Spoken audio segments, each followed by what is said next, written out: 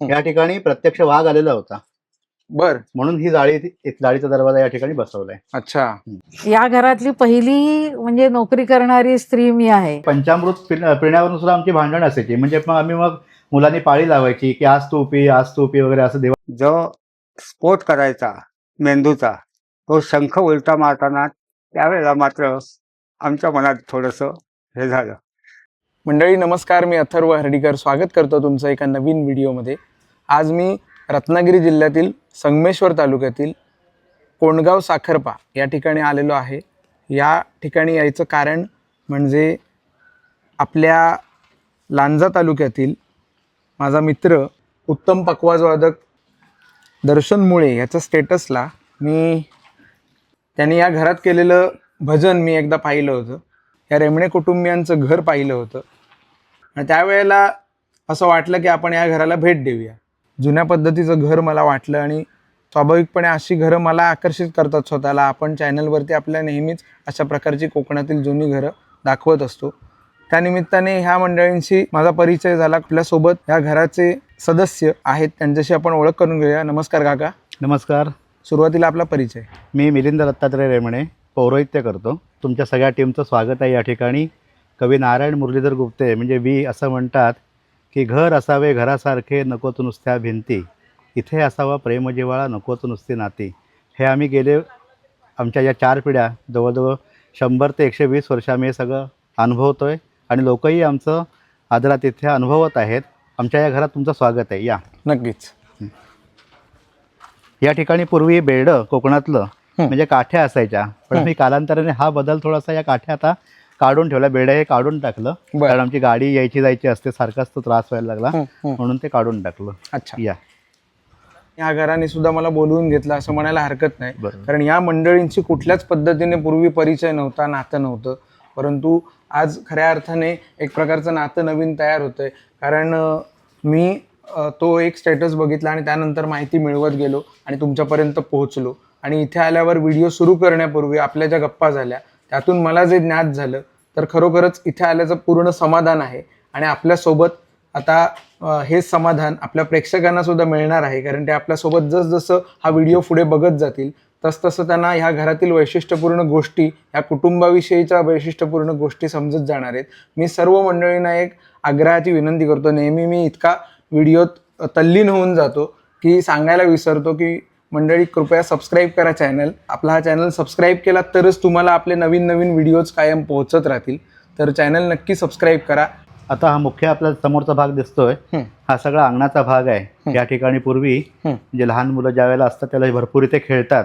अंगणाचं वैशिष्ट्य त्यासाठीच आहे. भरपूर इथे खेळणं वगैरे या ठिकाणी भरपूर होतं एकदम. आता या ठिकाणी आपण खोल्या वगैरे बघू शकतो. हे आमचेच चुलत बंधू या ठिकाणी राहतात. अच्छा. इकडे एक दुसरे चुलत बंधू राहतात. हे आमच्याकडे धार्मिक कार्य होतं त्यावेळेला आम्ही हे सगळं शुभलाभ वगैरे लिहून ठेवलेलं आहे. बरोबर. आता सुद्धा आमच्याकडे एक धार्मिक कार्य आहे. अच्छा. त्याची पण तयारी चालू आहे. इथे एवढ्या भागात म्हणजे छोटेखानी कार्यक्रम, छोटेखानी कार्यक्रम, शांतिकर्म, धार्मिक विधी आणि गरीब गरजू लोकांचा विवाह विधी या ठिकाणी आपण करून दिलेला होता. मुंजी. बर. हा. आणि त्यांना लोकांना परवडेल अशा दरामध्ये. काही काहींनी पण काही आम्ही मोफत सुद्धा सेवा करून दिलेली आहे या ठिकाणी. बरोबर. अंगणामधनं आपण प्रवेश करतोय इथे पुढच्या पडवीकडे. बरोबर. या. हो. घरात तुमचं स्वागत आहे. धन्यवाद. आपण आपल्या समोर आत्ता जे आपल्याला दृश्य दिसतंय त्यामध्ये आपल्या लक्षात येईल की लाकडी रेजे या घराला आहेत. आणि आता आपण घरात प्रवेश केला तर एक लाकडी दार आपल्याला बघायला मिळेल आणि घराच्या वरती गणपती बाप्पाची प्रतिमा आहे. कोकणातल्या घराची शान म्हणजे हा झोपाळा आणि त्यावर आपल्याला आत्ताची पिढी बसलेली दिसते. हा मुलगा माझा मानस मिलिंद रेमणे. हा सध्या SY BCom रत्नागिरीला असतो. बर. हा माझा पुतण्या ओम अजित रेमणे. हा इंजिनिअरिंग कॉलेजला आहे अंबवला. हा माझा धाकटा मुलगा मदन. हा आता 8वी मध्ये आहे. तो गोल्ड मेडलिस्ट आहे अबॅकसमध्ये. ओके. त्याच्यानंतर हे आमचे बंधू अजित रेमणे. अतिशय फुलांची सजावट 1 नंबर आत्ता संपूर्ण महाराष्ट्र प्रांतामध्ये. आणि दुसरी गोष्ट म्हणजे जेवण सुद्धा अतिशय अप्रतिम करतात. जेवणाच्या ऑर्डर वगैरे ते घेतात. ही माझी काकू आहे. हे पूर्वी डोंबिवलीत राहायला होते, ते आता इथे राहायला आलेले आहेत. बर. आणि ह्या सुद्धा गृहिणी आहेत, खूप चांगला असा संसार सांभाळत आहेत. ओके. ही माझी वहिनी आहे, चंदा वहिनी. ह्या नमस्कार. रिटायर निवृत्त शिक्षिका आहेत त्या. हा. आणि त्यांना सुद्धा सगळे धार्मिक ह्याची आवड आहे. बरोबर. वैशिष्ट्य म्हणजे या वयात सुद्धा त्यांनी विष्णू सहस्रनाम पाठ करून रोज ते म्हणतायत अरे वा. झोपाळ्यावर बसून. हे माझे वडील दत्तात्रय श्रीपाद रेमणे. म्हणजे ग्राम जोशी जसं म्हणतात शब्द, बरोबर. तसे ग्रामोपाध्याय धर्माधिकारी देह 12. म्हणजे आमचे गाव इनाम, आम्हाला 12 गावांची इनामत आहे शिवकालापासून. हे आमचे बंधू लक्ष्मण काका रेमणे. अच्छा. ते पण ग्रामजोशी आहेत, पौरोहित्य करतात. बर. यांचं वय सुमारे 81 आहे. बर. आणि त्यांचं वय 76 आहे सुमारे. या अंजली रेमणे या पण गृहिणी आहेत. बर. त्या पण जेवणाची ऑर्डर वगैरे घेतात. अच्छा, किती जण आहात एकूण तुम्ही घरात राहणारे? आम्ही आता इथे 10 जण आहोत. 10 जण. बर. एवढं मोठं घर खूप दिवसांनी व्हिडिओमध्ये पाहायला मिळते. म्हणजे एवढं मोठं घर राहणाऱ्यांच्या दृष्टीने म्हणतोय मी, हो कारण घरं खूप मोठी असतात पण राहायलाच कोण नसतं. हो. तर एक भरलेलं कोकणातलं घर बघून खूप छान वाटलं.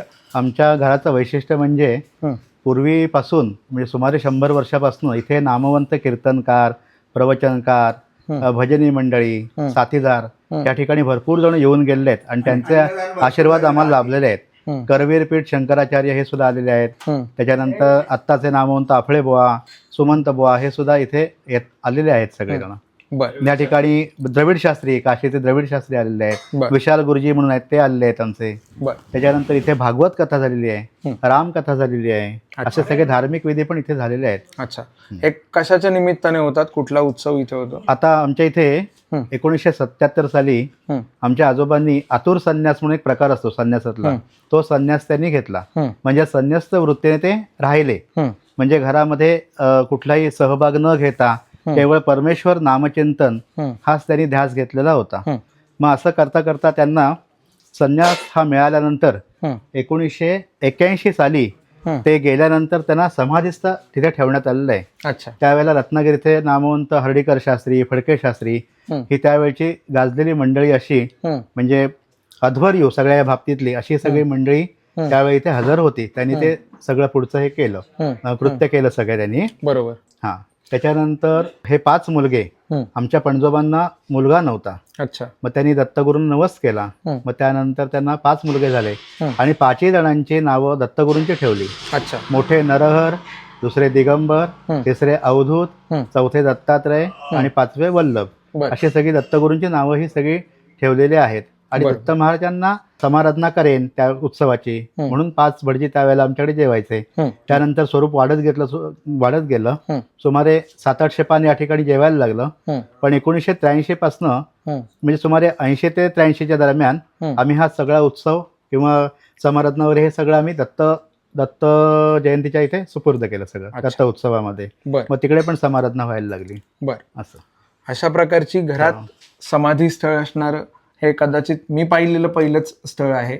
बाहेर कुठेतरी असू शकतं, नाही असं नाही, परंतु आपण आतापर्यंत केलेल्या व्हिडिओमधील हे अशा प्रकारचं पहिलंच स्थळ आहे जिथे घरात समाधी आहे. त्याचप्रमाणे पाठीमागे मला वाटते ज्यांची ही समाधी आहे त्यांचा फोटो श्रीपाद स्वामी रेमणे यांची इथे प्रतिमा आहे, ज्यांचं हे समाधी स्थळ आहे. त्याचप्रमाणे इथे समाधी उत्सर्ग विधी म्हणजे प्रभाविधी सुद्धा या ठिकाणी झालेला आहे. म्हणजे समाधीला देवत्व प्राप्त करून देणं हा विधी सुद्धा या ठिकाणी झालेला आहे. बरोबर. स्वामी समर्थांची सुद्धा या ठिकाणी प्रतिमा आहे. पाठीमागे दत्तगुरू दिसतील आपल्याला. आजोबा गेल्यानंतर त्यांना गावातनं मिरवणूक काढण्यात आली. लोक आग्रह भरपूर होता आणि सगळ्या मंडळींना चहा पाणी वगैरे सगळं देण्यात आलं त्यावेळेला. म्हणजे दुःखद प्रसंग असून सुद्धा त्यांच्या नावाने आपण सुमारे 20 वर्ष संपूर्ण कोंडगावला मोफत पाणी पुरवठा केलेला आहे. श्रीपाद स्वामी जलकुंभ योजना म्हणून आम्ही ते राबवली. आता हे जे आपण वासे बघतोय हे संपूर्ण बकुळीचे वासे आहेत. अच्छा. त्यावेळेला बकुळीचे वासे घातलेले आहेत. म्हणजे आता कित्येक वर्ष झाली तरी त्याला अजिबात वाळवी वगैरे काहीही नाहीये. हे आपण बघतो. इथे धूर जाण्यासाठी म्हणून ही अशी कौलांची विशिष्ट रचना आपण बघाल. बरोबर. धूर जाण्यासाठी आणि इकडे काच आहे, लाईट मला वाटतं येण्यासाठी. कोकणातल्या घरांची वैशिष्ट्य म्हणजे ओटी, पडवी हे विभाग असलेच पाहिजेत. त्यापैकी आपण आता ओटीवरती येतोय. बरोबर. या आमचे हे कुलदेवता भवानी बनशंकरी, श्री महाकाली, महालक्ष्मी, महासरस्वती, त्रिगुणात्मिका भवानी बनशंकरी, नरसिंह सरस्वती, महाविष्णू प्रमुख पंचायतन देवता. आमचं गोत्र गार्ग्य, आम्ही पंचप्रवरी आहोत आणि गावचे उपाध्ये आहोत. अच्छा. या ठिकाणी 2 नवरात्र होतात, एक अश्विन मासातलं आणि एक बनशंकरी म्हणजे पौषी पौर्णिमेचं नवरात्र या ठिकाणी होतं. पिढ्यानपिढ्या अजूनसुद्धा संध्याकाळी पारंपरिक आरत्या, भजन सेवा उत्सवातनं, त्याच्यानंतर कीर्तन सेवा, अशा सगळ्या धार्मिक सेवा या ठिकाणी संपन्न होतात. अजूनसुद्धा हे चालू ठेवलेलं आहे आपण. श्रावणी प्रयोग म्हणजे जानवं बदलण्याचा प्रयोग, सुमारे 25 ब्राह्मण या ठिकाणी उपस्थित असतात. अच्छा. त्याचप्रमाणे श्रावणी शनिवारी बटू आंघोळीला, भोजनाला, नाश्ता करायला असं सगळं बटूला पण आपण बोलवतो त्या ठिकाणी. बर. आता ही परंपरा फार कमी ठिकाणी होते असं आम्हाला समजतंय, पण आम्ही अजून ती चालू ठेवलेली आहे. जोपर्यंत बटू मिळतो तोपर्यंत आपण हे सगळं चालू ठेवलेलं आहे. बरोबर. दरवर्षी अजून काही चुकलेलं नाही. श्राद्ध पक्ष ही सगळी दरवर्षी होतात, आवर्तानं होतात. हळदी कुंकाचे कार्यक्रम होतात. इथे ओटीवर आपण बघितलं तर महापुरुष, त्याचप्रमाणे देव, असे सर्व इथे आम्ही थोडे आपल्याला संगीत प्रेमी असल्यामुळे बालगंधर्वांचा फोटो सुद्धा तुम्हाला, हो श्रीपाद नारायण राजहंस हे त्यांचं नाव होतं, हो. ते बालगंधर्व सुद्धा आपल्याला या फोटोमध्ये दिसतील. सगळे आम्ही नाट्यसंगीताचे प्रेमी आहोत सगळे. अच्छा. हो. मग कोणी म्हणतं की नाही तुमच्यात? म्हणत कोण नाही, सगळे कानसेन आहेत, तानसेन कोण नाहीये. प्रशांत आमचे आहेत म्हणणारे, अच्छा. पण ते आता इथे नाही आहेत. पण आवड आहे भयंकर. कुठेही नाटक, संगीत नाटक वगैरे असेल तरी आम्ही जातो. अच्छा. तर काकांच्या पुढ्यात असलेलं ताट सुद्धा हा, विशेष पानाचं झालेलं ताट. आहे. पिढ्यानपिढ्याचं हे आहे ते. हं. आणि बरेच लोक इथून पान खाऊन जातात. आमचे आजोबा सगळ्यांना बोलवायचे रस्त्यावरनं, ये पान खा बस असं सांगायचे, आणि लोक यायचे, पुढे जायचे नाहीत. वा. पान खाल्ल्यानंतरच पुढे जायचे ते. बरोबर. पितळेचा डबा पूर्वी असायचा, आता होय. ते स्टीलचं ताट आलंय.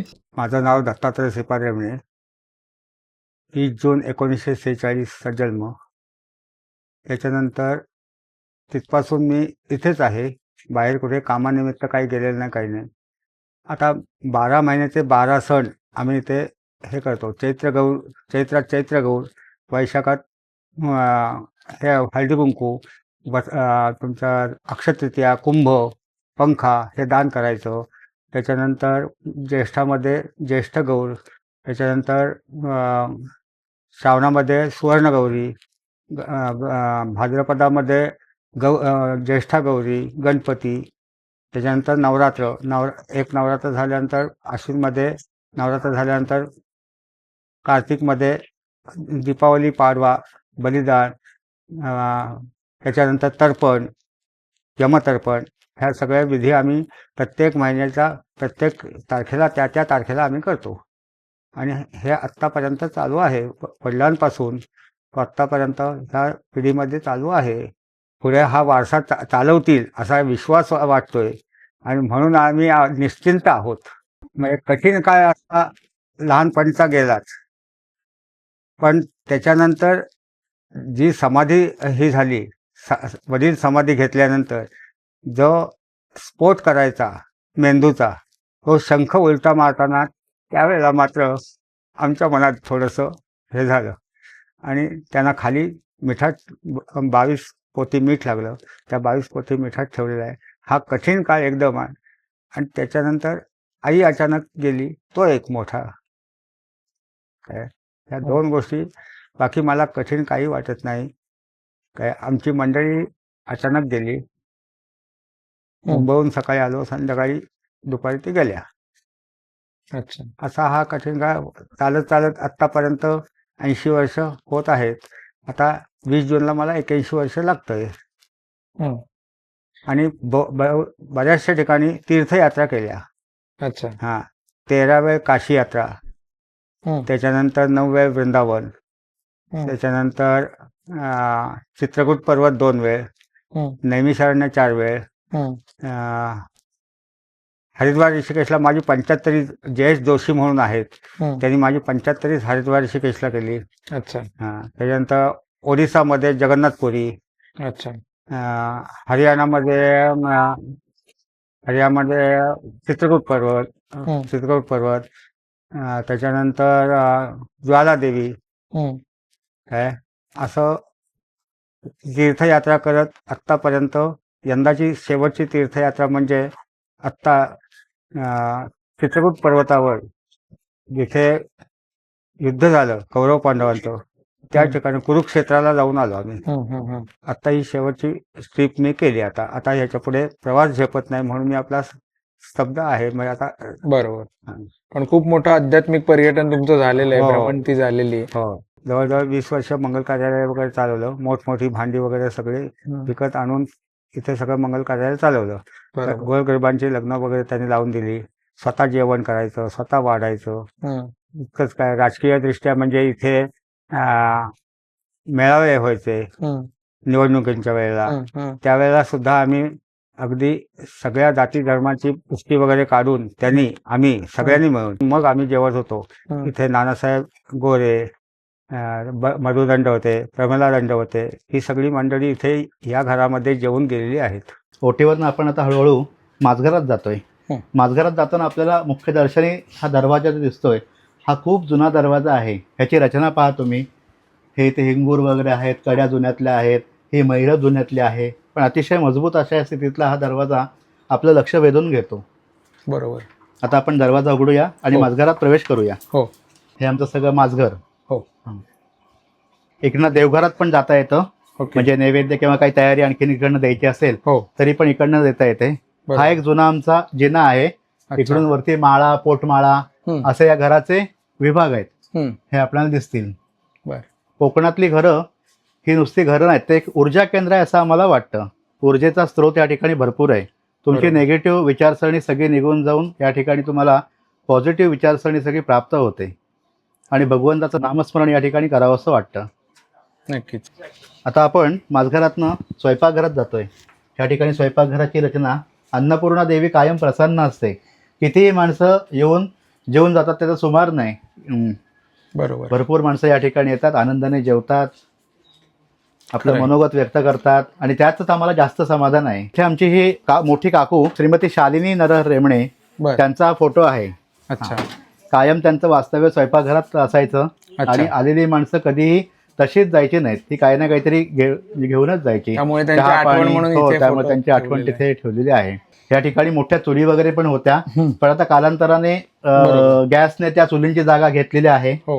इथे शिंकाळ म्हणून एक होतं, म्हणजे रात्रीचं अन्न त्या ठिकाणी ठेवायचं. ते सकाळी लागेल तसं त्याप्रमाणे ते काढून घेऊ. साठी एक खोली इथे खोलीच आहे. विशेषतः बाळंतिणीची खोली ती अंधारमय असायची पहिल्यापासून. मुलांची दृष्टी चांगली व्हावी हा त्या ठिकाणी हेतू असायचा. कारण आता त्यांना मुलांना पूर्ण अंधारी खोली असली की पहिले 3 ते 5 वर्ष 3 वर्ष सुमारे जर प्रकाशही संपर्क आला नाही तर त्यांची दृष्टी चांगली होते असं डॉक्टरी मत आहे. इथे दूध तापवायची जागा सुद्धा होती, त्याला थारोळं म्हणायचं. असे कोकणातले काही काही शब्द सुद्धा आता मागे पडलेले आहेत. नमस्कार, माझं नाव संगीता लक्ष्मण रेमणे. आत्ता जे ब्रह्मीभूत स्वामींची आपण समाधी बघितली त्यांची मी मोठ्या मुलाची मोठी सून आणि मी 72 सालापासून या घरात आहे. म्हणजे हे आजोबा असताना समाधीस्थ ब्रह्मीभूत स्वामी जे आहेत त्यांच्याबरोबर माझं अर्ध आयुष्य जवळजवळ गेलेलं आहे.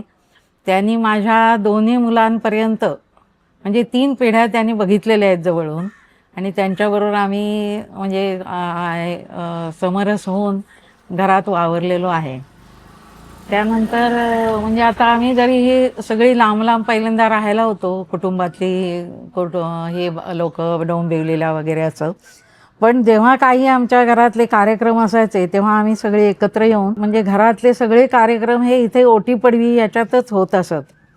हा एक फार महत्त्वाचा आणि आनंदाची गोष्ट ही माझ्यासाठी. आणि दुसरी गोष्ट महत्त्वाची म्हणजे मी शिक्षिका असून या घरातली पहिली म्हणजे नोकरी करणारी स्त्री मी आहे. तर मला इतकी घरात एकत्र कुटुंब असून म्हणजे आजे सासरे, आजू सासूबाई, सासूबाई, सासरे, नंदा, दीर आणि चुलत सासरे हे सगळे एकत्र असूनही मला कोणत्याही प्रकारचं असं काही जाणवलं नाही की वा आपण नोकरी करतोय म्हणून आपल्याला काही वेगळं वातावरण मिळतंय असं नाही. तर सगळं खेळीमेळीचं, सासवा जरी असल्या तरी त्या माझ्याशी अतिशय खेळीमेळीनं वागलेल्या आहेत. तसंच माझे 2 मुलगे आहेत, त्या दोघांनी यांना पणजोबांना बघितलेलं आहे म्हणजे ब्रह्मीभूत स्वामींना बघितलेलं आहे. त्यांची सेवा जमेल ती केलेली आहे. मोठा मुलगा माझा तो सुद्धा सामाजिक कार्यात म्हणजे संघाचा प्रचारक होता. 1 वर्ष गुहागरला आणि 1 वर्ष राजापूरला आणि आता धाकटा मुलगा रत्नागिरीला वकील आहे. त्याची मिसेस आकाशवाणीमध्ये आहे अलाउन्सर. पण तरीही अजून म्हणजे ही मुलंसुद्धा आमचे इथे जेव्हा कार्यक्रम असतात तेव्हा सगळी एकत्र येऊन आनंदानं सगळे उत्सव आम्ही साजरे करतो. आता थोडंसं काय आहे, आता आमचा जेवण विभाग वेगवेगळा आहे, कारण आता कसं पिढ्या बदलल्या की थोडाफार फरक होतो. त्याप्रमाणे आमचा रोजचा जेवण विभाग जरी वेगळा असला सगळ्यांचा, तरी आमचे कार्यक्रम असले की आम्ही सगळी अगदी लहानापासून मोठ्यापर्यंत सगळीजणं एकत्र येऊन अतिशय उत्साहानं सगळे कार्यक्रम साजरे करतो. आता हे आमचे ब्रह्मीभूत स्वामींची जेव्हा पुण्यतिथी असते तेव्हा त्यांनी संन्यास घेतानाच आम्हाला म्हणजे स्त्रियांना बोलवून सांगितलेलं होतं की तुम्ही नऊवारी साडी नेसून स्वयंपाक करून आम्हाला वाढलं पाहिजे. तर ते जोपर्यंत होते तेव्हा सुद्धा मी जेव्हा कार्यक्रम असायचे तेव्हा आनंदानं नऊवारी साडी नेसून त्यांना वाढलेलं वगैरे. आणि अजूनसुद्धा आम्ही पुण्यतिथीच्या वेळेस म्हणजे आमच्या ह्या पुढच्या पिढीतल्या सुनासुद्धा यासुद्धा सगळ्या आम्ही नऊवारी नेसून स्वयंपाकाचं हे व्यवस्था बघतो अजूनही. सगळ्यात महत्त्वाची गोष्ट म्हणजे असं मोठं कुटुंब असूनही आमच्याकडे अतिशय खेळीमेळीचं वातावरण आहे. आणि नोकरी करणाऱ्या स्त्रिया असूनही त्यांना ह्या सगळ्या माणसांनी, मोठ्या माणसांनी चांगल्या प्रकारचा सपोर्ट केलेला आहे. आणि म्हणून आम्ही नोकरी करून मी मुख्याध्यापिका या पदापर्यंत गेले. ह्याच्यात माझ्या सगळ्या कुटुंबियांचा फार मोठा सहवास आहे आणि मला सपोर्ट आहे. या हे आता आपण स्वयंपाकघरात आलेले आहेत. हो, पण हे दोन हे दोन स्वयंपाकघर, हो दोन स्वयंपाकघर ठेवलेले आहे. अच्छा, कधी कधी जास्त माणसं वाढली की आपण इकडे पण त्यांची व्यवस्था करतो. ओके. लहानपणी देवाची पूजा झाल्यानंतर पंचामृत असायचं, पण ते पंचामृत पिण्यावरून सुद्धा आमची भांडण असायची. म्हणजे मग आम्ही मुलांनी पाळी लावायची की आज तू पी, आज तू पी वगैरे, असं देवाचं तीर्थ घ्या. बरोबर. पण पूर्वी जे त्याचं अप्रूप असायचं. आता आपण काय दूध, दही, तूप, मध, साखर हवं तेवढं आपण खाऊ शकतो. पण त्या जी पंचामृताला किंवा घरी काढलेल्या पोह्याला जी चव होती ती आता चव नाही. इकडे अशी दुपट्याची कपाटं वगैरे ही या ठिकाणी अशी योजना असते कोकणामध्ये. जाळीची कपाटं सगळी. हो. दूध दुभतं कायम भरपूर राहावं. आता ही पाठीमागची पडवी. बापरे, इथे पूर्वी इथे पूर्वी चुली वगैरे असायच्या. भाजप, शिवसेना किंवा काँग्रेस इथे मेळावे वगैरे बारके व्हायचे. मग त्यांना रेमणे आमटी प्रसिद्ध लागायची. मग ते आम्ही इथे आमटी करायचो छानपैकी. आमटी भात, गरम मसाला आमटी भात सगळेजण भरपूर खायचे, एकदम तृप्त व्हायचे सगळे. या ठिकाणी बाहेर गेले की तुळशी वृंदावन. हो हो, दरवर्षी तुलसी विवाह संस्कार या ठिकाणी होतो. ही पाठीमागची जागा सगळी. शिमगोत्सव असल्यामुळे कामगार मिळत नाहीयेत, त्यामुळे जरा साफसफाई थोडीशी राहिलेली आहे. बरोबर. या ठिकाणी आपण बघू शकता इथे आम्ही पोहे कांडायचो. म्हणजे माझी आजी, काकू, वहिनी. अच्छा. हां, हे सगळे या ठिकाणी त्यांनी पोहे काढलेले आहेत. 12 पायलीचे पोहे असायचे. 12 पायलीचे म्हणजे वायन. हां, 12 पायलीचे पोहे असायचे. मग सगळ्या वाडीतल्या बायका मिळून मदत करायच्या. अच्छा. एकमेकांकडे जाणं येणं ही परंपरा तिथपासून चालू आहे. बरोबर. आणि अजूनही आपण त्याचा प्रत्यय घेतो. पूर्वी बायका एकमेकांकडे जायच्या आणि ते सगळं वाडीतलं कार्य कुठलंही शोभवून द्यायच्या. माझी आजी यामध्ये मेन लीडर होती. आमची आजी आणि एक रखमाई काकू त्यांची मैत्रीण होती. तर त्या दोघीही स्वयंपाक भरपूर करायच्या. उत्सवांचे सुद्धा स्वयंपाक त्यांनी केलेले आहेत समाराधनांचे. अच्छा. आता आपण बघू शकतो ह्या ठिकाणी पूर्वी वाडा होता. सुमारे 20 ते 25 जनावरं या ठिकाणी असायची. आता आपण ते सगळं तिथे फरशी वगैरे घातलेली आहे. आणि आता कालांतराने कालबाह्य परिस्थिती म्हणजे आता जनावरं ठेवलेली नाही आहेत. आम्ही ते काढून टाकलेत. आता वडिलांचं वय किंवा 80, भावाचं वय 75 आणि माझं सुमारे 50. आता आम्ही सगळा हा पूर्णपणे बंद केलेला आहे. त्या ठिकाणी पाण्याची योजना आहे, आपण बघू शकता. जलदेवता सुद्धा प्रसन्न या ठिकाणी आहे. अजूनपर्यंत पाण्याचा तुटवडा कधी झालेला नाही. हा पाठीमागचा झोपाळा. हो हो, विरंगुळा म्हणून कोणाला काही बसायचं असेल तर या ठिकाणी लोक येतात, बसतात. आणि जुनी आपण जर डोण बघितली, लहान मुलं यात डुंबायची छानपैकी लहान असताना. हो, त्याच्यामध्ये पण पाणी साठवता. ही होळी आमची. बरोबर. अच्छा. कोकणात पारंपरिक घरगुती सगळ्या होळ्या असतात. होलिकोत्सव पण साजरा केला जातो. सगळे सण उत्सव मोठ्या आनंदाने हौशीने सगळे साजरे केले जातात. रहाट अजून वापरात आहे? वापरात नाहीये. अच्छा. हा, होती काय म्हणतात ते पाय रहाट होता. आता वापरत नाही, म्हणजे मशीन बसल्यामुळे वापरत नाही. पण रहाट चालू स्थितीत आहे. वापर करायचा म्हटलं तर करू शकतो. हो, वापर करायचा म्हटलं तर करू शकतो. या ठिकाणी पूर्वी एक मोठा हौद होता, तो आपण काढला आणि त्या ठिकाणी टाकी बसवलेली आहे. अच्छा. रोज पाणी तापवण्यासाठी तांब्याच्या हंड्याचा उपयोग केला जातो. बरोबर. कोकणातलं एक वैशिष्ट्य हो, पाणी तापवायचं रोजचं. चुलीवरचा हंडा. चुलीवरचं पाणी तापवायचं. आम्हाला सगळ्यांना चुलीवरचं जेवण पण आवडतं, त्यामुळे आम्ही वर्षातनं काही दिवस असं चुलीवरती छानपैकी जेवण करतो आणि आम्ही जेवतो. अच्छा, हो. बर. या हे इकडे झाडं वगैरे आहेत. पळसाचं झाड आहे, अशोकाचं झाड आहे, उंबराचं झाड आहे, पारिजातकाचं झाड आहे, अच्छा, तुळशी, दुर्वा, बेल आहे. बरोबर. आता या ठिकाणी नागचाफेचं झाड आपण बघतोय. हं. हे फार पुरातन झाड आहे. हं. आता याला फुलं कमी यायला लागलेत, भर कमी आलाय, पण एकेकाळी इथे भरपूर फुलं असायची नागचाफ्याला. त्याचप्रमाणे कवठी चाफ्याचं सुद्धा आपल्या इथे झाड आहे. हो, कवठी चाफ्याचं पण पांढरी फुलं त्या ठिकाणी येतात.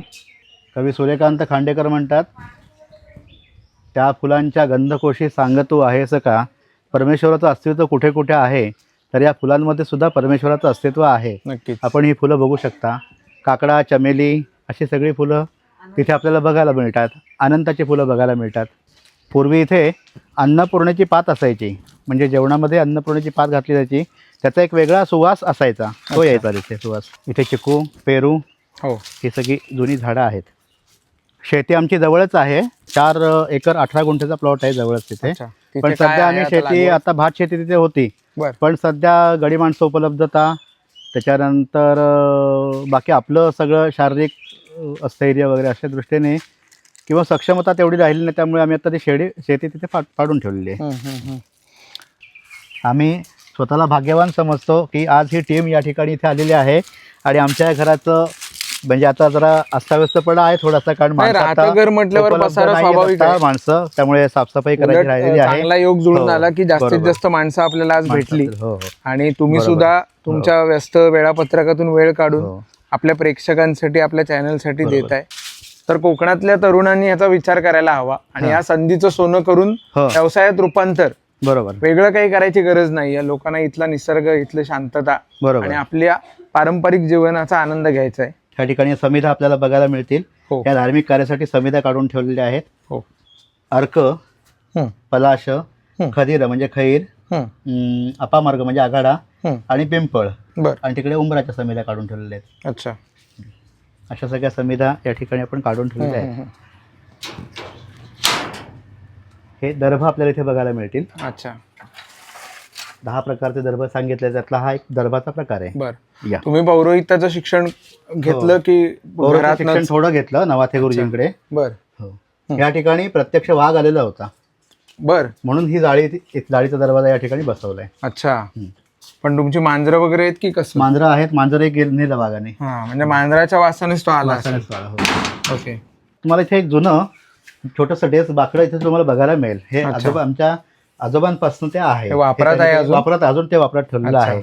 आमची घरातली नवीन पिढीने हे सगळं मनावर घेतलंय आणि ह्या सगळ्या जुन्या वस्तू सगळ्या संग्रही जतन करून ठेवलेल्या आहेत. माझं नाव मानस मिलिंद रेमणे. या घराचे तुम्ही आत्ता जे व्हिडिओ बघितलेत, तर या घरामध्ये आत्ता आम्ही जे 3 जण बसलेलो आहोत ते आम्ही भाऊ आहोत. तर ही आमची 3री पिढी आहे या घरात राहते, म्हणजे आत्ता राहणाऱ्यांपैकी ही 3री पिढी आहे. तर असे आम्ही 3 जण पुढची पिढी म्हणून जी एक घराची धुरा जी आहे ती आता आमच्या 3घांवर आता आहे. तर काही लोक इथनं बाहेर असतात. मी सुद्धा शिक्षणानिमित्त रत्नागिरीत असतो, पण एक गावची ओढ, घराची ओढ असते. तर सुट्टी लागली की घरी येणं वगैरे असं सगळं हे आहे. तर मुळात म्हणजे घराबद्दल सांगायचं झालं तर थोडं धार्मिक आणि आध्यात्मिक क्षेत्राची निगडीत असलेलं हे घर आहे. मुळात म्हणजे उत्सवांची वगैरे बाहेर हिची जी सुरुवात आहे ती आमच्या घरापासूनच झाली. त्यामुळे मला उत्सवाची आवड, कीर्तन, प्रवचनाची आवड ही निर्माण झाली. नमस्कार, मी ओम अजित रेमणे. हे जे घर आहे, या घरात आत्ता या घरातले मी 3री पिढी आहोत. आम्ही इथे बसलेलो आहोत आणि आत्ता आम्हाला इथे राहायला, इथे एन्जॉय करायला खूप आवडतं. मी मुंबईत माझा जन्म झाला. मी शिकलो, माझं बेसिक प्रायमरी शिक्षण माझं मुंबईत झालं. त्यानंतर कोरोनामुळे लॉकडाऊनमध्ये मी इथे आलो. पण इथे आल्यानंतर सुद्धा मला मुंबईची जी जाणीव होती ती एवढी भासली नाही. उलट इथल्या वातावरणाने, घरातल्यांच्या सगळ्या जे वातावरण होतं त्या सगळ्या वातावरणाने मी ते सगळं एकदम मिक्स झालो. इथलं जे वातावरण आहे गावातलं, त्याने माझं मन एकदम शांत राहतं. मला इथे एकदम असा ॲक्टिवनेस एकदम रिफ्रेशमेंट जाणवतं. तसंच आमच्या घरात कुठला धार्मिक कार्यक्रम असेल, इतर कुठले सण उत्सव असतील तर ते आम्ही इथे सगळे एकत्र साजरे करतो. त्यामुळे घरात हा आमचा एकत्र कुटुंब पद्धती आपण म्हणू शकतो. त्यामुळे सगळेजण एकत्र जमतात. माझ्या सगळ्या आत्या, काका, अजून आजोबा वगैरे जे असतील ते सगळे इथे एकत्र येतात. आम्ही सगळं खूप एकदम एन्जॉय करतो. जे काही परंपरा असतील, रूढी असतील ते आम्ही सगळे एकदम सामावून घेतो. नमस्कार, माझं नाव मदन मिलिंद रेमणे. मला चित्रकला फार आवडते आणि माझ्या ॲबेकसच्या पण भरपूर स्पर्धा परीक्षा झालेल्या आहेत. त्यानंतर मी आत्ता 8वीत शिकत आहे. माझी शाळा पण इथे जवळच आहे. पण मला जास्ती विषय माझ्या न बोलता मला जुने काही विषय मांडायचे. तर आपले जे गावचे खोत आहेत सरदेश पांडे, त्यांच्या पाठी म्हणजे नदीच्या इथेच एक विशाल दगड आहे आणि तो कापलेला आहे आणि तिथे पणजोबा असतील किंवा अजून कोण महान व्यक्ती तर तिथे बसून संध्या करायचे. आणि त्यानंतर तिकडे आपण बघितलं तर एक शंकराचं मंदिर पण आहे, निळकंठेश्वर नाव आहे त्याचं. आणि आत्ता हे बघितले तर ब्रह्मीभूत श्रीपाद स्वामी महाराज त्यांचे पण आजोबा त्यांची जिवंत समाधी तिथे आपल्याला पाहायला मिळते. रेमण्यांची समाधी आहे, आठल्यांची आहे आणि नवाथ्यांची आहे. असे 3 जिवंत समाधी तिथे आहेत आणि एक अतिशय जुनं चांगलं असं विठ्ठल मंदिर देखील आहे. पुढील पिढीची भाषेवरची प्रगल्भता आणि प्रभुत्व देखील यातून अनुभवायला मिळालं. म्हणजे हा सर्वात लहान आहे तुमच्यात आणि तरी देखील अतिशय उत्तम पद्धतीने आणि एकदम वेगळा विषय त्याने मांडला. हे कौतुकास्पद आहे खरोखर. खूप छान वाटलं तुमच्याशी बोलून. आता आम्ही राहतो तिथे प्रत्यक्ष आपण आलेलो आहोत. हो. त्या ठिकाणी आपल्याला गजानन महाराज, आमचे श्रद्धास्थान, आमचा आराध्य दैवत दत्तगुरू, श्रीधर स्वामींचा फोटो, बरोबर. हा इथे श्रीकृष्णाचे वगैरे फोटो आपल्याला बघायला हो. मिळतील. आणि पाठीमागे स्वामी समर्थांची स्वामी प्रतिमा आहे. समर्थ आहेत. नकळत न ठरवता स्वामींचं दर्शन प्रत्येक होतं, ठिकाणी अगदी होतं. होतं. भिवू आणि- नकोस, मी तुझ्या पाठीशी आहे, असं स्वामी आपल्याला कायम सांगत खरंय असतात. खरंय. तर एकीकडे आपण आता फिरत आलो. पूर्ण आपल्याला पारंपरिक पद्धतीचं घर दिसलं. इकडे थोडंसं आधुनिकीकरण केलेलं आहे. हे इथे आमचे खोलीतले देव, लहान मुलांचे. बरं. कारण मूळ देव सोहळ्यात असतात, तिकडे जाता येत नाही, म्हणून मग लहान मुलांनी त्यांचे म्हणून देव आणि त्यांचा म्हणून या ठिकाणी गणपती असतो. अच्छा. इथे आमचं स्वयंपाकघर आहे. म्हणजे एकत्र कुटुंब असून एकत्र प्रत्येक कुटुंब असून सुद्धा आम्ही भावांची अं, वेगवेगळी व्यवस्था धार्मिक- किंवा धार्मिक काही असेल तर आम्ही एकत्र सगळे येतो, बरोबर आहे. जेवण खाण करतो. आणि बरोबर. इतर वेळेला सगळे व्यवहार सगळे वेगळे असतात. नाही छान आहे. हा. पण म्हणजे एकाच घरात वेगवेगळ्या व्यवस्था प्रत्येकाच्या आहेत, बरोबर. एकत्र राहून सुद्धा. हो. या ठिकाणी कामाला सुद्धा माणसं आमच्याकडे येतात. हो. ती सुद्धा मोठ्या श्रद्धेने येतात. नक्कीच. आपण त्यांची योग्य संभावना करतो, नक्कीच. त्यांचा सन्मान वगैरे देतो. हो. त्या पिढीला आपण सगळ्यांना. बरोबर. आता आपण आणखीन एका खोलीत जातोय. हो. या. इथे थोडंसं जुनं पण थोडंसं नवीन अशा प्रकारचं एक घर आपल्याला बरोबर. बघायला मिळतंय. जुन्या नव्याचा संगम. जुन्या नव्याचा संगम या ठिकाणी आहे. जुन्या नव्याचा संगम झालेला आहे आणि ज्या ठिकाणी संगम होतो तिथे तीर्थक्षेत्र तयार होतं असं म्हणतात. पूर्वज म्हणायचे त्याप्रमाणे एक तीर्थक्षेत्रासारखं घर आहे असं लोक म्हणतात. आम्ही आमचं म्हणू नाहीये, पण लोक असे म्हणतात. बरोबर. वासुदेवता कायम प्रसन्न राहावी एवढी आमची इच्छा आहे. हो. नवीन घर सुद्धा या ठिकाणी बांधायचा विचार आहे. काही लोक नकार देतात, तुमचं एवढं चांगलं जुनं घर आहे तर तुम्ही बांधू नका, नक्कीच. हे सगळं पाडून. पण काही त्यातल्या व्यथा असतात, मग त्या व्यथा सुद्धा दूर होण्यासाठी सुद्धा हे नवीन काय घर चॅलेंजेस बांधायचं. असतात अशा प्रकारच्या जुन्या घरात राहताना? जुन्या घरात राहताना मुख्य म्हणजे सरपटणारी जनावरं, अशा याची भीती जास्त असते. आता आपल्या इथे वाघाचं प्रमाण जास्त आहे. काही दिवसांपूर्वी आपण मोठा अजगर या ठिकाणी पकडलेला आहे. अच्छा. तर अशा प्रकारची भीती असते. मग ही भीती दूर होण्यासाठी म्हणून आधुनिक स्वरूपाचं आणि आता नवीन पिढीला थोडंसं आधुनिकतेचं आवड जास्त असते. मग त्याप्रमाणे आपल्या घरांची रचना करायला लागते. येणारी माणसं वगैरे सगळी अशी नाराज होतात, मग कधी कधी व्यवस्था नसते. अच्छा. माझं नाव अरुणा अवधूत रेमणे. इथे आता मी पहिले 50 वर्ष मुलीला होतो, आता इथे 5 वर्ष इथे आलो. आणि आमचे हे सगळे घरातले सगळे आम्ही एकत्र मिळून सगळे उत्सव सण वगैरे सगळे साजरे करतो. तुमचं माहेर कुठे? माझं माहेर गोंदावले. गोंदावले तिथे खटाव पुसेगाव म्हणून गाव आहे. खटाव तिथे औंध वगैरे आहे तिथे. म्हणजे तिथे कोकणाशी माझं- काय संबंध नाही कोकणात नाही. माझं संपूर्ण तिकडे म्हणजे शिक्षण वगैरे पण तिकडे झालेलं आहे.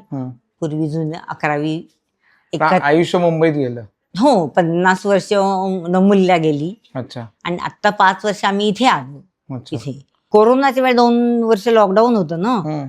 तेव्हा मग आम्ही तिथलं सगळं सेल करून इकडे आलो. मग अच्छा. ते इथेच आम्ही स्थायिक झालो होता. अरे वा. हम्म. मग कसा अनुभव आहे आता 2-5 वर्षातला? आता छान वाटतं इथे. कारण एकदम अनेक तुमच्या तिथून- वयाची हो माणसं आपला ऑडियन्स आहे. हो बरोबर आहे. प्रेक्षक वर्ग तुमच्या वयाचा खूप मोठा आहे. हो अनेकांची इच्छा असते कोकणात यावं. हो हो काही जणांना असे चॅलेंजेस असतात, मेडिकल चॅलेंजेस असतात. मग बरोबर वैद्यकीय सेवा कोकणात कशा असतील, नाही. मुंबई पुण्यात ज्या चटकन मिळतात, असतात. हो तर मग तशा दृष्टीने तुमचा अनुभव इथला कसा आहे? नाही, तसं इथे डॉक्टर्स वगैरे चांगले आहेत, व्यवस्थित सगळं. तसं काही अजून तरी म्हणजे हे नाहीये. हं. त्यामुळे तसं एवढं हे काय वाटत नाही. लागलं इथे तर आहेत, रत्नागिरी कोल्हापूर जवळ आहे, हं. त्यामुळे काही तो प्रॉब्लेम नाहीये. मोठा मुलगा डोंबिवलीच असतो, ओके. तो कॅटरिंगच करतो. बर. अच्छा, मोठा हा. मुलगा तिकडे असतो. हो डोंबिवलीला. सून, त्याला पण 2 मुलं आहेत. ओके. ओके. सुनबाई सगळे सर्व्हिसला आहेत. आणि त्यामुळे आम्ही आता सगळे जरी वेगळे असलो तरी सगळे असं काही कार्यक्रम असले तरी आम्ही सगळे एकत्र असतो इथे बर. या मूळ घरामध्ये. त्यामुळे छान वाटतं. हे आपण आणखीन एका स्वयंपाकघरात आलेलो आहोत. 3 कुटुंब या ठिकाणी आहेत. हं. हे कुटुंब जरी दोन्ही कुटुंब बाहेर गेले तरी एक कुटुंब आम्ही इथे कायम असतो. अच्छा. आलेला माणूस तसाच विनमुख कधी जाऊ नये म्हणून ही सगळी योजना आहे.